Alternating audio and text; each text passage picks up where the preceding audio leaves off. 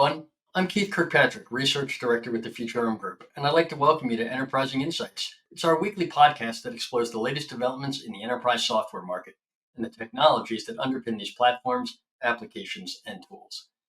This week, I'd like to recap SuiteConnect New York, which is an event that was hosted by ERP vendor NetSuite, and it had actually a very distinctive retail focus. I'm also going to cover some announcements in the enterprise software market, specifically around some new product launches and enhancements to existing products. Then, as always, I'm going to close out the show with the Rant or Rave segment, where I pick one item in the market and I either champion it or criticize it. So let's get right into it. So, as I mentioned, NetSuite, which is an ERP vendor, hosted their event called SuiteConnect New York.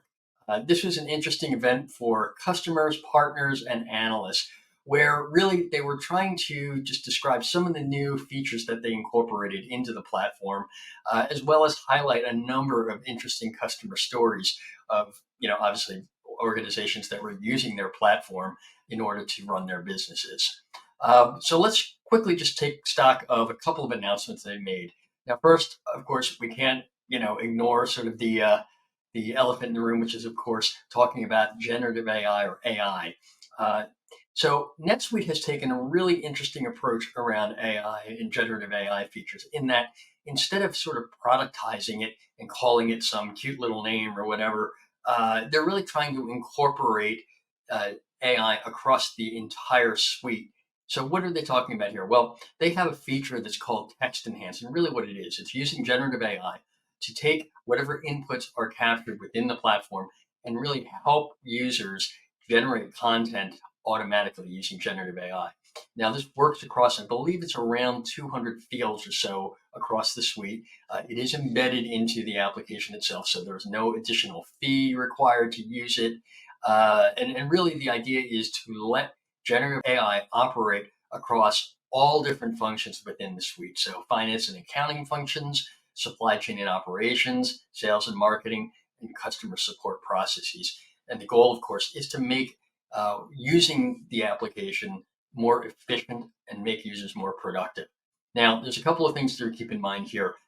This technology is built on Oracle Cloud Infrastructure and its AI services. So really, it's leveraging all of the work that its parent company, Oracle, has done around AI, specifically looking at things like respecting customer privacy, using top-notch data security protocols, all of that stuff. So what that means is that customer data isn't being shared with LLMs and it's not being seen or used to retrain models that other customers could use. So the other thing that's actually really important to mention is that role-based security is implemented into these workflows, and it only recommends content that users are entitled to view based on their seniority level and function within the organization. So that's really an important point, because if you think about generative AI, it is very powerful, but on the other hand, if there aren't appropriate guardrails in place, you can have a situation where people who are not supposed to be looking or available or allowed to interact with certain information get access to it, and that can be a challenge for organizations to deal with. Now, I'll just quickly take you through a couple of examples of how this technology is being used. So let's just say, looking at things like the finance and accounting function, what text enhance will allow folks to do is to really just accelerate the process of doing those time-consuming tasks, writing tasks that take up a lot of effort to really personalize and make sure that the right information is incorporated. So this could be things like summarizing the narrative for financial reports or sending out personalized collection letters. Basically, what this means is that instead of having to go through that information manually and then input it into a template, it does it automatically for you. So this is really, again, just a way that generative AI can reduce the amount of manual work required within the actual flow of work. You don't need to go out to a separate application or anything like that to utilize the technology. Other use cases in supply chain and operations, in this case, things like it can suggest certain descriptions of items based upon the data held within the ERP. It can help folks write procurement orders. The idea, again, is to take all the data held within the ERP and then use that information to generate content that really a lot of these finance and supply chain people, or whatever, that's not their strong point, is not generating new content sort of on the fly over and over again for every single customer they have to deal with. Obviously there are a bunch of other use cases, across different functions, sales and marketing, obviously things like pitch letters, content for marketing campaigns, even within human resources. You know, there is the ability to use text enhance to help these people write job descriptions, write requisitions, help, address employee goal setting, that sort of thing. And then, of course, the sort of typical use case for a lot of this stuff is around customer support.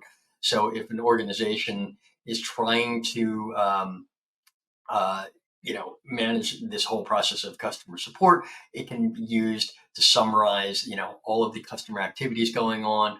It can look at some of the root causes and help identify some resolutions based on the data held within the platform.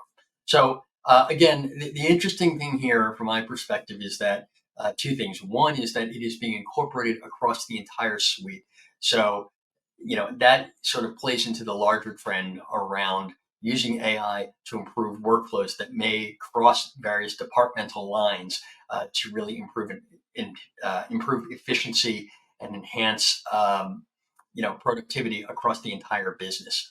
Now, the second thing, of course, is that because as of right now, Evan Goldberg, the head of NetSuite, basically said that he wants to embed this type of technology into the core aspects of the application suite, so there will not be any additional charges. Now, if there were some sort of a custom function that a customer wanted to do to build on top of that NetSuite platform that incorporated generative AI, yes, there might be an additional charge there because you're doing sort of custom development work for custom workflows and that sort of thing. But generally speaking, it's not going to be productized in the way that other organizations are marketing, a specific generative AI tool set on top. So that's really interesting. So the other piece of news that came out of SuiteConnect was that NetSuite announced this thing called the NetSuite Analytics Warehouse Multi-Instance Connector. Try saying that 5 times quickly. Now, this tool is designed to consolidate data from multiple NetSuite instances into a single analytics warehouse environment. What does this really mean? It means if, let's say, you're a franchise operator and you have several sub-businesses or franchisees that are all on their own instance of NetSuite, you want to be able to take all of that data and roll it up so you can look at it in the aggregate. And this is what that tool does. It allows to pull all of that data together so that way sort of company-wide trends, anomalies, and business insights can be surfaced very easily, by just pulling all that together instead of having to look at it from a very sort of, siloed view. So that's pretty interesting. Again, it's all about really making sure or making life easier in terms of interacting with the data and the product. So, in addition to franchisors, private equity companies might find that very useful. Holding companies as well that have a lot of sort of individual operating units that all need to roll up into sort of a parent or holding company structure. Okay, so now let's talk a little bit about some of the other things that are going on here at NetSuite. One of the things I really appreciate when I go to these things is when we get to hear from customers.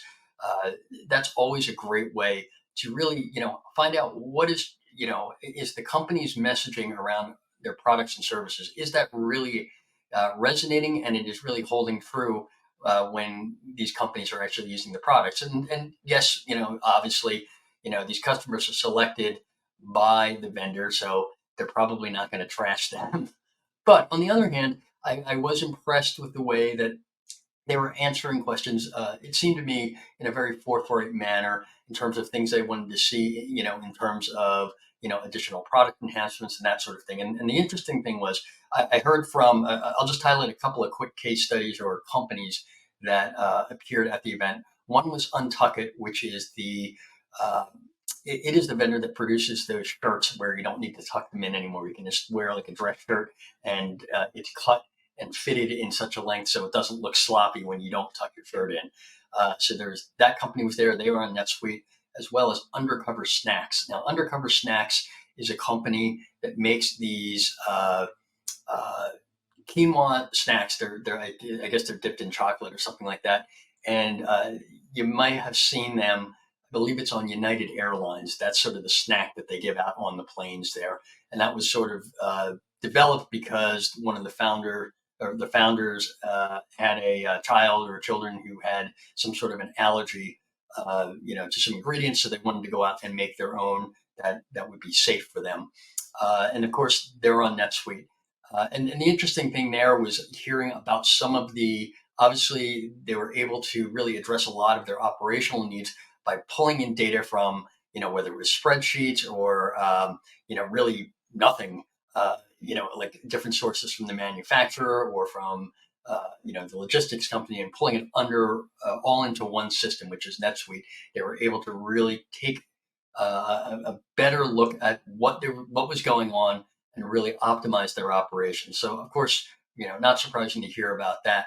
But what was interesting is hearing about what would they like to see more in the product. And obviously, the one thing they really wanted to see was, a greater use of AI, but in terms of, basically helping to uh, interact with the platform in an even more intuitive way. If we think about one of the greatest things about AI and natural language processing is it allows people to interact with data in such a way that they don't need to, all they need to do is ask a question. So they want to see more of that instead of having to, drill down into menus or have particular skills in terms of learning how to query data. So that was interesting to hear that even though NetSuite is doing a good job of incorporating the technology, their customers certainly want more. And I expect the platform to incorporate AI to an even greater degree over the coming months and years. Now, the last thing I'll mention about this particular event, which I found very interesting, was that NetSuite decided to take us on a little retail tour in the heart of Greenwich Village, New York, down on Bleecker Street. If anyone is familiar with that area, that is where there used to be, or still are, a lot of restaurants and bars. Used to be sort of one of the centers where they used to have live music all over the place. But now a lot of what is in place there are these sort of boutique retail stores. And we got to visit a few of them on our trip. We got to see the Little Words Project store. We got to see Red Vanley and Cuts Clothing. Now, all of these were basically in the same area, and they're all very interesting because they were relatively new businesses having operated or opened up within the last 10 years or so, not large by any stretch of the imagination. But they each had an interesting story. Really briefly, the Little Words Project, that was born out of the founder's desire to build a community around the products that they are producing, which are these bracelets that are made up of little beads that spell out words. And the idea here is that these words have meaning, and they come in a number of different phrases. But the goal is to sell them to I assume young females or really whomever. But it's about empowerment and really connecting sort of what they're going through to the bracelets. So it's interesting to see how NetSuite was really used to take sort of a very small business that was essentially being operated out of an apartment at one point, to become an internet business, and then now it's expanding into having an actual retail footprint. And the other two stores that we visited, Red Valley, that's sort of a lifestyle brand. I think it's a brand that's really focused in on sort of an upscale, 20, 30 something year old male, and of course females buy the clothes too, around golf, lifestyle, that type of a thing. And again, that was born out of an idea of the founder who wanted to, uh, create a very specific type of product and then reach out to their particular customer base in a very structured and measured way. And of course, because it's a retail operation, they needed to keep very, very tight control over things like inventory and making sure that all of the various connecting pieces, distribution, marketing, all of that were all tightly integrated. Same thing with Cuts Clothing. That is another store, that the last store that we visited, which started out again. Yeah, I think they have one store right now. It's in New York, that flagship location, but I believe they're also looking at operating, in other major markets. Again, trying to target that young, sort of fashionable male, and their desire for clothing that can go from, as I think they put it, sort of the boardroom to the bar to the club and what have you. And they make T-shirts and tops and bottoms and that sort of thing. And then they actually just expanded into a line for women as well. But the interesting thing about all of this is, obviously we heard a lot about how those organizations started, what the founder's story was, but of course they're all using NetSuite. And why that it's really important is, as I was going through this and looking at the various locations, I was thinking that's pretty impressive, because real estate, particularly retail real estate in New York City, is very expensive. It's hard to get in and out because of the lease terms. You have so many people you need to interact with, or so many organizations when it comes to building it out. That can be a massive lift, particularly for a young brand, because a lot of times they don't have that in-house expertise. So the fourth company that we were introduced to was called Leap, and they are basically what I guess can be termed is a retail as a service company. So their function is to work with brands who would like to establish a retail presence, but maybe don't have the capital or the experience to do it themselves.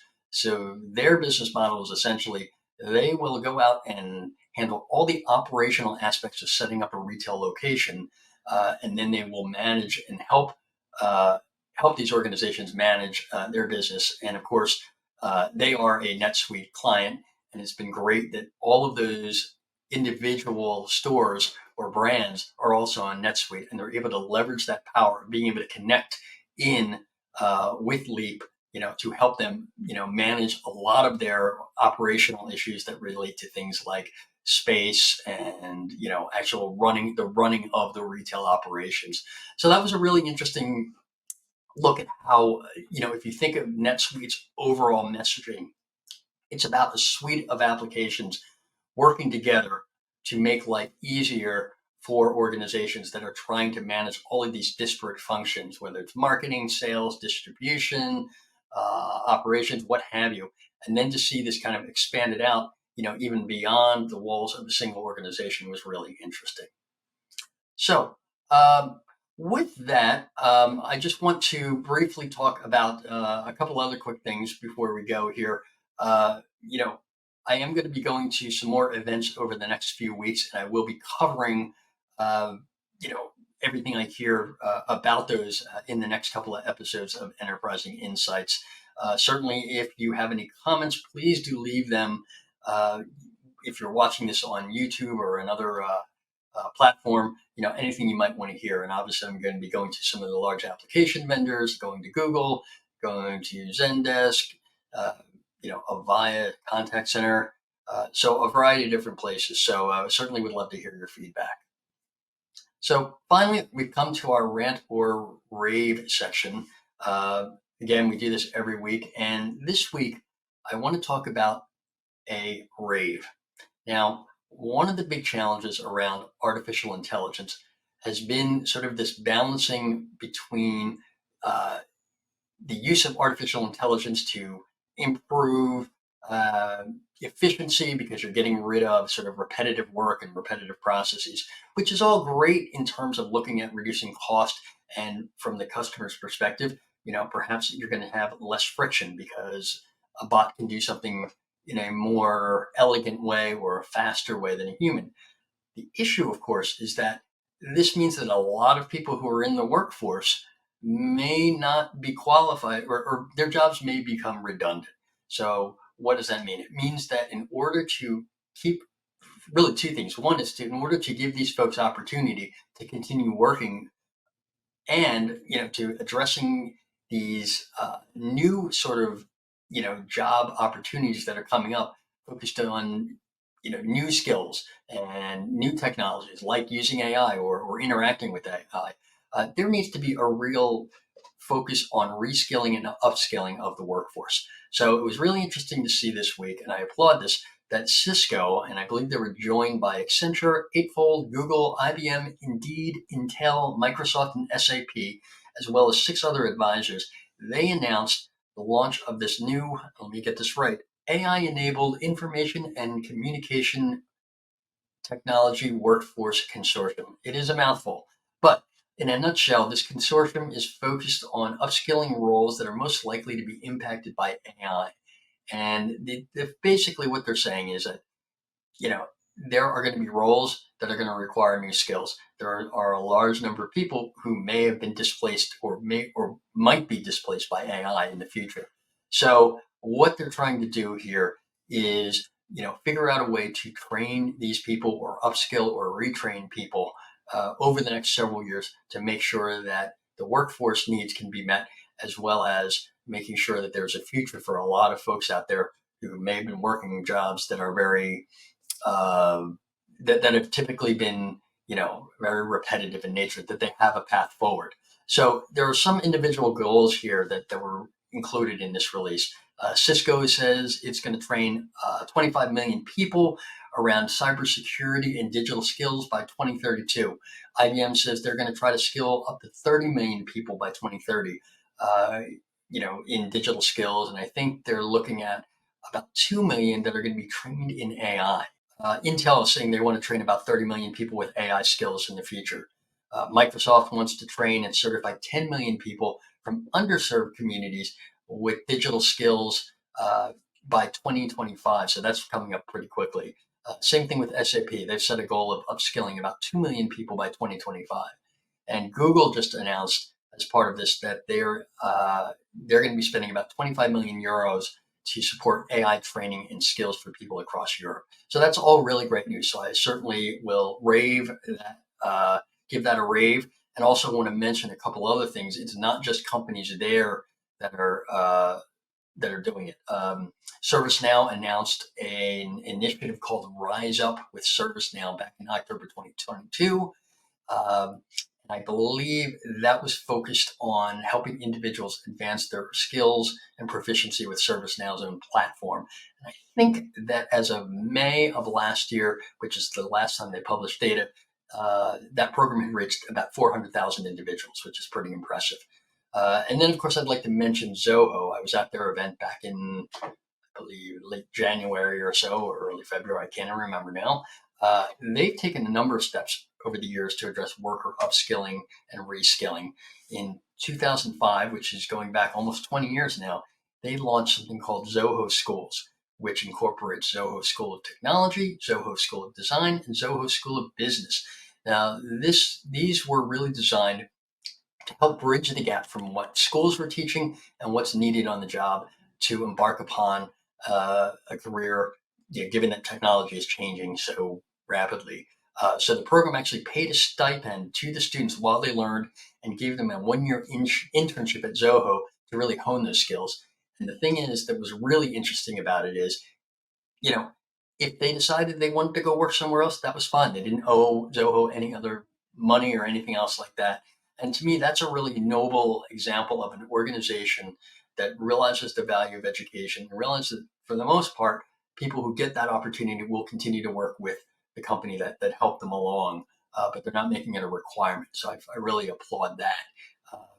And I think that's important because if you think about the way work is changing so rapidly over the last couple of years, we're going to need folks who are able to handle these new skills and handle these new tasks. And it is going to be up to the technology industry and the vendors in that community to address these needs, because they're the ones who are developing the tools, and they have that experience and that insight into what is exactly needed. So again, I would like to put out a big rave to all of these organizations that are taking these initiatives to help prepare the workforce for the next set of challenges moving ahead.